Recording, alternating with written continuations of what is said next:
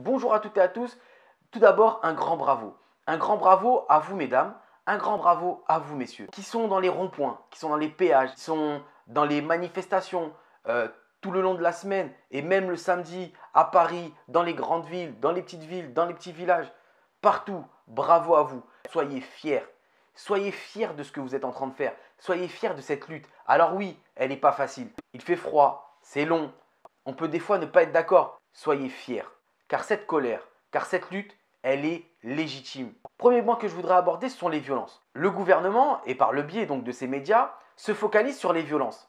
Et moi j'aimerais qu'il y ait des violences qui cessent. Ce sont ces gens qui dorment dans les rues. Ça, ce sont des violences. Ces personnes qui ne peuvent pas se chauffer. Ça, ce sont des violences. Ces suicides dans les lieux de travail. Ça, ce sont des violences. C'est 8,8 millions de pauvres en France. C'est un Français sur 5 qui ne peuvent pas se payer 3 repas par jour. Ça, ce sont des violences. Cette mère de famille qui ne peut pas nourrir correctement ses enfants. Ça, ce sont des violences. Ensuite, le président de la République s'est permis de nous dire que nous sommes des agitateurs. Je suis fier de faire partie de ces agitateurs. Oui, nous agitons tout simplement la merde qu'il y a en bas pour qu'en haut, vous puissiez au moins la sentir. Car depuis des décennies, tous les hommes politiques, qu'ils soient de droite ou de gauche, vous n'avez rien fait pour le peuple.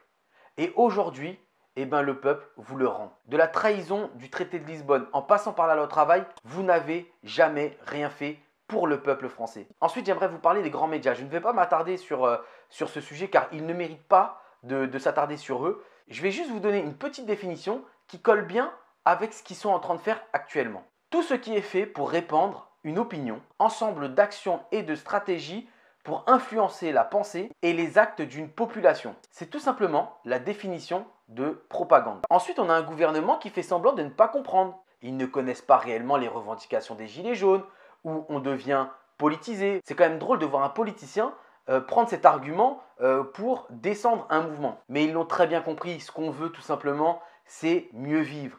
Et vous les politiciens, depuis des décennies, vous n'avez pas su le faire, alors le peuple vous dit on le fera nous-mêmes. Une des revendications est arrivée, le RIC. Mais il y a d'autres revendications comme le rétablissement de l'ISF. On va me dire que c'est symbolique. 5 milliards d'euros en moins dans les caisses de l'État, c'est quand même très loin d'être symbolique. Retirer le CICE qui nous coûte quand même 20 milliards d'euros par an, à minima, retirer ces 50% du CICE qui sont donnés à des grandes entreprises qui font des milliards de bénéfices et qui créent zéro emploi. Il y a l'augmentation du SMIC, la chasse à la fraude fiscale.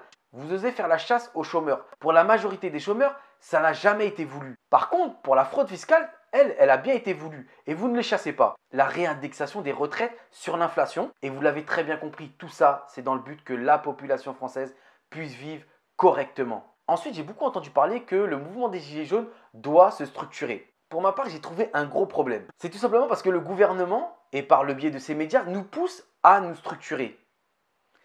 Ça pue du cul quand même. Et puis sa force à ce mouvement, c'est qu'il est tout simplement insaisissable. Il est tout simplement comme du sable mouvant. Le gouvernement ne peut pas s'appuyer sur telle ou telle personne. Et quand je dis s'appuyer, c'est négocier ou bien le rabaisser pour qu'ensuite soit tout le mouvement qui soit rabaissé. Donc il souhaite tout simplement avoir un bouc émissaire. Alors bien sûr, il ne faut pas s'interdire de s'organiser pour créer les actions, pour se communiquer, etc. Et on le fait déjà très bien, alors avec des difficultés, mais ça se fait très bien. Et il est tout à fait légitime de se poser la question, comment on va faire pour avoir satisfaction de nos revendications? Eh bien, tout simplement, il faut continuer le mouvement, il faut le renforcer jusqu'à que le gouvernement lâche sur nos revendications. Depuis des décennies, vous nous plongez la tête sous l'eau. Eh bien, aujourd'hui, il n'y a pas de négociation. Il faut que le mouvement se renforce, soit encore plus fort et qu'on continue la lutte jusqu'à qu'il satisfasse nos revendications. Alors voilà, j'espère que cette vidéo, elle vous a plu. N'hésitez pas à la partager, à la liker, à la partager dans les groupes.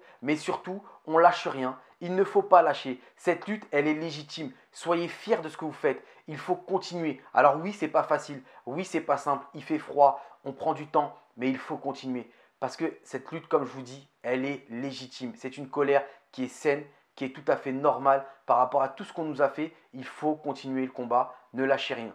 À très bientôt pour une nouvelle vidéo.